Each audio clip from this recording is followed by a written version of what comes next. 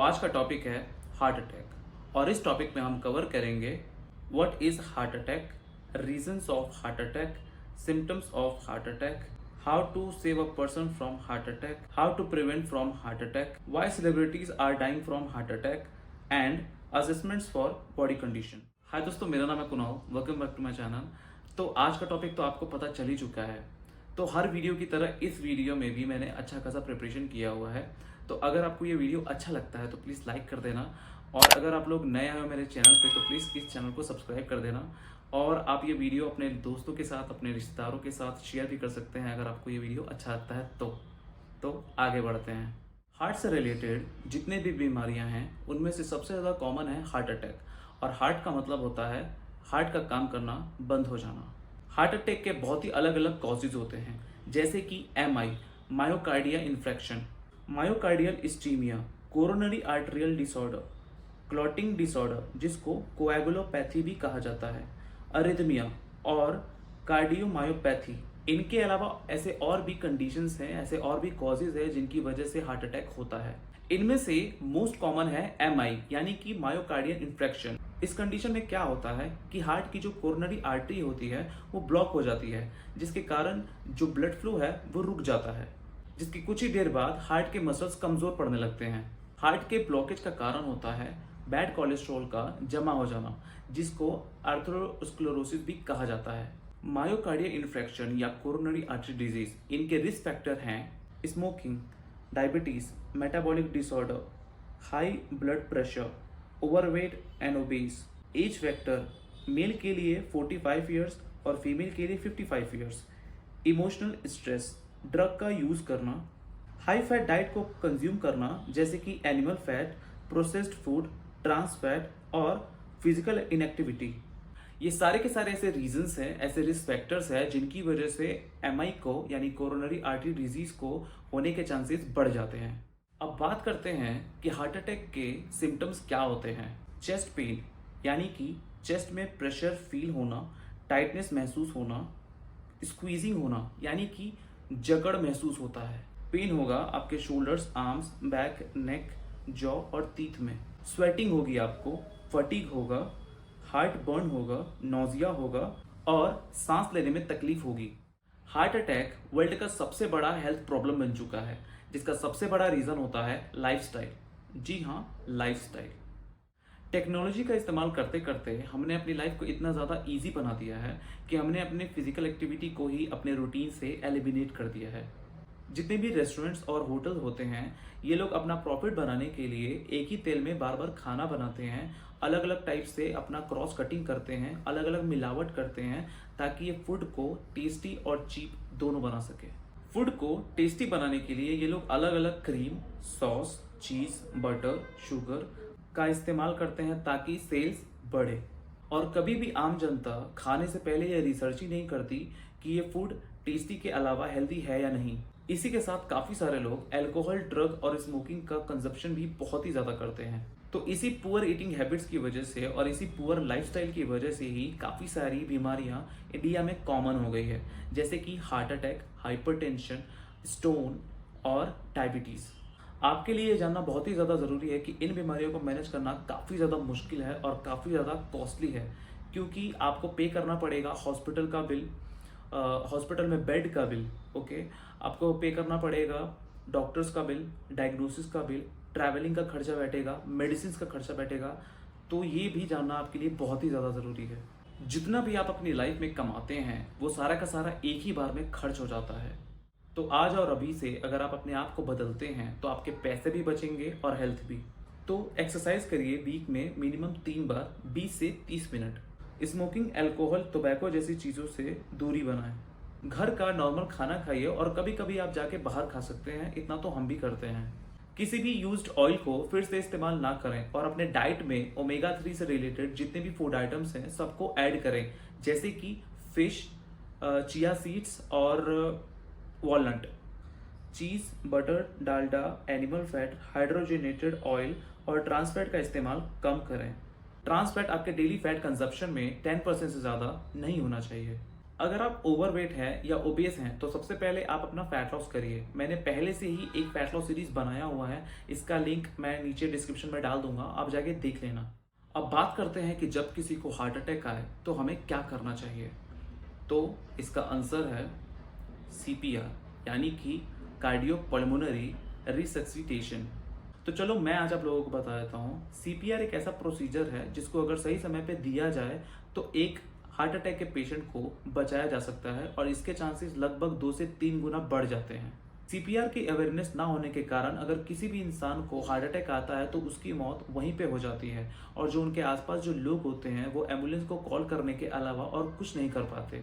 Heart attack किसी को भी कहीं पे भी आ सकता है, किसी भी एक्टिविटी के दौरान आ सकता है, चाहे आप बस में हो, फ्लाइट में हो, जिम में एक्सरसाइज कर रहे हो, या फिर आप खा रहे हो या पी रहे हो, या फिर आप ऑफिस में हो, कहीं पे भी आ सकता है। तो यह बहुत ही ज़्यादा ज़रूरी है कि आप इस प्रोसीजर को सीखिए कि सीपीआर कैसे दिया जाता है और कब दिया जाता है। मुझे बहुत ही ज़्यादा दुख के साथ कहना पड़ रहा है कि जिस प्रोसीजर को लोगों को फ्री में सिखाना चाहिए, स्कूल, कॉलेज, इवेंट, ऑफिस, हर जगह फ्री में सिखाना चाहिए, वहाँ पे सर्टिफिकेट के नाम पे ये प्रोसीजर सिखाया जाता है और फिर ये बेचा जाता है 4 से 5 हज़ार रुपये में। अगर आप लोग सीपीआर के बारे में डीपली जानना चाहते हैं या फिर इसे सीखना चाहते हैं या फिर इसका कोई भी सर्टिफिकेशन करना चाहते हैं तो ये आपको ईजिली नेट पे मिल जाएगा। और अगर आप लोग इसके बारे में डीपली पढ़ना चाहते हैं तो सिर्फ आप जाके गूगल पे सर्च करिए सीपीआर बाय एएचए। एएचए मतलब अमेरिकन हार्ट एसोसिएशन। एएचए का जो गाइडलाइन है ये काफ़ी ज़्यादा ईजी है और ईजी स्टेप्स में बताया हुआ है ताकि आप लोग ईजिली समझ पाएँ। तो अब मान लीजिए कि आप किसी जगह पे हैं और वहाँ पे किसी को भी हार्ट अटैक आ गया, तो उस केस में आप क्या करेंगे। तो ऐसे में आप सबसे पहले हेल्प के लिए आवाज़ लगाएंगे, फिर कोई आए या ना आए तो फिर आप 102 नंबर पे कॉल करेंगे एम्बुलेंस को। एम्बुलेंस आने तक आप उस पेशेंट को फ्लैट सरफेस पे लेटाइए, फिर उसका पल्स चेक करिए जो कि थंब के जस्ट नीचे रहता है। तो ऐसे हाथ लगा करके आप चेक करिए। याद रखना ये 3 उंगली यहाँ होना चाहिए। तो इस तरीके से हाथ लगा करके प्रेस करके आप पल्स रेट चेक कर सकते हैं। अगर पल्स नहीं आ रहा है तो तुरंत आप सीपीआर देना शुरू करिए। फिर अपने हाथों को इस तरीके से पकड़ के चेस्ट के पास उसे प्रेस करिए स्टर्नम पे लगभग 30 बार। प्रेशर इतना होना चाहिए कि आपका हाथ 1 से 2 इंच नीचे की तरफ दबे। फिर आप उसके मुंह में 2 बार हवा भरिए। प्रेशर इतना होना चाहिए कि उसका पेट फूले। जब आपको हवा भरना है मुंह में तो आप नाक को इस तरीके से पकड़ लेना, चिन को ऐसे कर देना और फिर हवा भरिए लगभग 2 बार, बैक टू बैक 2 बार हवा भरना है और फिर चेस्ट प्रेस करना शुरू कर देना है। चेस्ट प्रेस फिर से 30 बार और फिर से हवा 2 बार। ये सारा प्रोसीजर इतना ज़्यादा फास्ट होना चाहिए कि लगभग 1 मिनट में 100 बार आप प्रेस करें और हर 30 प्रेस के बाद आप लोगों को 2 बार उसके मुंह में हवा भरना होगा। मुझे अच्छे से पता है कि काफ़ी सारे लोगों को इस प्रोसीजर को करते टाइम या फिर ये सुनते टाइम काफ़ी ज़्यादा अजीब सा लगेगा, लेकिन अगर आपके इस प्रोसीजर के करने से किसी की जान बच जाती है तो आपको इससे ज़्यादा और क्या चाहिए। इसके अलावा अगर आप सीपीआर के प्रोसीजर को सीखना चाहते हैं तो आप यूट्यूब पे सर्च कर सकते हैं, आपको काफ़ी सारे वीडियो देखने को मिल जाएंगे। पिक्चर और वीडियो से आप काफ़ी कुछ सीख सकते हैं। इन दिनों काफ़ी सारे सेलिब्रिटीज़ और बॉडी बिल्डर्स की डेथ हुई जबकि वो जिम भी जाते थे, अपने फिटनेस पे ध्यान देते थे, तब भी उन लोगों की हार्ट अटैक के दौरान मौत हो गई। सिद्धार्थ शुक्ला और सिद्धार्थ सूर्यवंशी, इनके अलावा ऐसे कई सारे बॉडी बिल्डर्स भी हैं जो फिटनेस पे भी बहुत ही ज़्यादा ध्यान देते हैं, उसके बावजूद भी उनकी डेथ हो जाती है।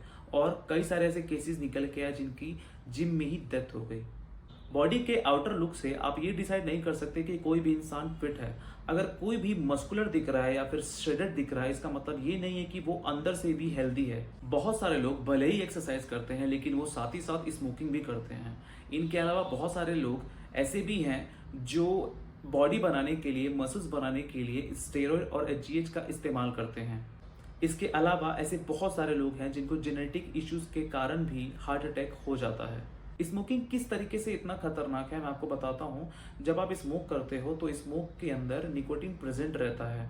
तो जब आप स्मोक करते हो तो माउथ के थ्रू वो स्मोक आपके लंग्स में जाता है और लंग्स के थ्रू वो स्मोक आपके हार्ट में जाता है, क्योंकि वो हमारे ब्लड में प्रेजेंट रहता है और हमारे हार्ट का काम है ब्लड को प्रेशर दे करके पूरे बॉडी में फैलाना, यानी कि ब्लड को पंप करना, यही हमारे हार्ट का काम है। तो जब वो जो टॉक्सिक ब्लड है हमारे हार्ट पे पहुंचता है तो वो हमारे हार्ट के मसल्स की डेथ करानी शुरू कर देता है। इसके बाद इसमें वासो कंस्ट्रक्शन हो जाता है। वासो कंस्ट्रक्शन क्या होता है कि जो आपका ब्लड वेसल है वो पतला हो जाता है, जिसके कारण हार्ट को बहुत ही ज़्यादा मेहनत करना पड़ता है, बहुत ही ज़्यादा प्रेशर लगाना पड़ता है ताकि वो ब्लड को पूरे बॉडी में फैला सके। और इसी के साथ ही साथ आपका जो ब्लड प्रेशर है वो बढ़ जाता है और जो हार्ट रेट है वो भी बढ़ जाता है। और दूसरी तरफ जो लोग स्टेरॉइड का इस्तेमाल करते हैं उससे क्या होता है कि हार्ट पे एक्स्ट्रा प्रेशर आता है, जिस वजह से हार्ट बीट बढ़ जाती है ताकि ज़्यादा से ज़्यादा ब्लड पंप हो और ज़्यादा से ज़्यादा सर्कुलेशन हो पूरे बॉडी में। अब वो चाहे वर्कआउट करे या ना करे, एक नॉर्मल आदमी के कंपैरिजन में जो लोग स्टेरॉइड लेते हैं उनकी हार्ट बीट बहुत ही ज़्यादा बढ़ी रहती है। साथ ही साथ स्टेरॉइड हमारा ट्राइग्लिसराइड और हमारा एलडीएल जो कि है बैड कोलेस्ट्रॉल उसकी मात्रा को बढ़ाता है, और जो हमारा गुड कोलेस्ट्रॉल है जो कि एचडीएल है उसकी मात्रा को कम करता है। और इसी एलडीएल और ट्राइग्लिसराइड के कारण हार्ट के आर्टरी में ब्लॉकेज हो जाता है, जिस कारण ब्लड सर्कुलेशन रुक जाती है और हार्ट अटैक आ जाता है। और थर्ड है जेनेटिक इशू। इसमें क्या होता है कि अगर आपके फैमिली में किसी को भी हार्ट की कोई हिस्ट्री रही है तो ये चांसेस हैं कि आपके अंदर भी हार्ट के इश्यूज आ सकते हैं। तो अगर आप एक्सरसाइज नहीं कर रहे हैं, अगर आप अच्छे से डाइटिंग नहीं कर रहे हैं, आप एक ओवरवेट हैं, आप बाहर का खाना ज़्यादा खाते हैं, आप स्मोकिंग करते हैं, तो चांसेस हैं कि आपके अंदर भी वो इजीली एंटर हो सकता है, आपको भी हार्ट अटैक या आपको भी हार्ट से रिलेटेड कोई भी डिजीज इजीली हो सकता है। अब इन सेलिब्रिटी और बॉडी बिल्डर्स की कंडीशन में भी एग्जैक्टली यही हुआ है। इन्हीं तीनों में से कोई एक फैक्टर है या फिर दो फैक्टर हैं। अगर एक फैक्टर भी है तो बहुत ही ज़्यादा खतरनाक है, और अगर दो है या तीन है तो फिर आप सबसे ज़्यादा खतरनाक मान सकते हैं। जैसे कि मान लीजिए कि जेनेटिकली आप गिफ्टेड हैं कि आपको हार्ट अटैक होगा, फिर आप उसमें स्मोकिंग करते हैं तो चांसेस बढ़ जाएंगे। और अब मान लीजिए कि आप एक्सरसाइज भी कर रहे हैं, आप स्टेरॉइड भी ले रहे हैं और एट द सेम टाइम आप स्मोकिंग भी कर रहे हैं, तो यहाँ भी चांसेस बढ़ जाते हैं। तो ये तीनों ही कंडीशंस बहुत ही ज़्यादा खतरनाक है, इंडिविजुअली भी और साथ में भी। तो यही कुछ ऐसे कंडीशंस हैं जिसकी वजह से एक फिट दिखने वाला शरीर, एक फिट दिखने वाला इंसान भी हार्ट अटैक के चुंगल में आ जाता है। तो अब सबसे बड़ा सवाल है कि हम ऐसा क्या करें ये जानने के लिए कि हम इंटरनली भी हेल्दी हैं। तो इसका आंसर है ब्लड टेस्ट। आप लोग ब्लड टेस्ट कराइए, आप लोग लिपिड प्रोफाइल का चेकअप करवाइए, आप लोग जनरल चेकअप करवा सकते हैं जिसके अंदर बीपी, शुगर और पल्स आता है। बहुत सारे ऐसे ब्लड टेस्ट होते हैं जहाँ पे आपको डॉक्टर के साइन की ज़रूरत नहीं होती, जहाँ पे आप कुछ ब्लड टेस्ट खुद से करवा सकते हैं, जैसे कि हार्ट के लिए हो गया लिपिड प्रोफाइल, और आप अपना खुद असेसमेंट कर सकते हैं। और उसके बाद अगर उसके अंदर कुछ भी ऊपर नीचे होता है तो आप जाके डॉक्टर से कंसल्ट कर सकते हैं। कुछ ब्लड टेस्ट आप हर 3 महीने में या 6 महीने में करवा सकते हैं, जैसे कि lipid profile, CBC, LFT, KFT, thyroid और शुगर। लिपिड प्रोफाइल का टेस्ट कराने से आपको अपने कोलेस्ट्रॉल के बारे में सब कुछ पता चल जाएगा। हार्ट अटैक से रिलेटेड जितने भी टॉपिक थे वो मैंने सब आप लोगों को बता दिया। तो अगर आप लोगों को ये वीडियो अच्छा लगा है तो प्लीज़ इस वीडियो को लाइक कर देना, और अगर आप लोग मेरे चैनल पे नए आए हैं तो प्लीज़ इस चैनल को सब्सक्राइब कर देना। और ये वीडियो डेफिनेटली शेयर करने वाली है, तो प्लीज़ इस जानकारी को शेयर करिए लोगों तक, अपने दोस्तों तक, ठीक है, ताकि हमें भी थोड़ा आगे बढ़ने का मौका मिले और लोगों को साथ ही साथ जानकारी भी मिले। अभी लगभग मुझे 1 साल हो चुका है यूट्यूब पे, तो मैंने लगभग 317 या 18 सब्सक्राइबर्स ही बटोरे हैं। तो मुझे आप लोगों की हेल्प चाहिए ताकि मैं ग्रो कर पाऊँ। तो अगर मेरे वीडियो से अगर आप कुछ भी सीखते हैं तो प्लीज़ इस चैनल को सब्सक्राइब करिए और इस चैनल को शेयर करिए। जल्दी मिलता हूँ नेक्स्ट वीडियो में, तब तक के लिए बाय बाय।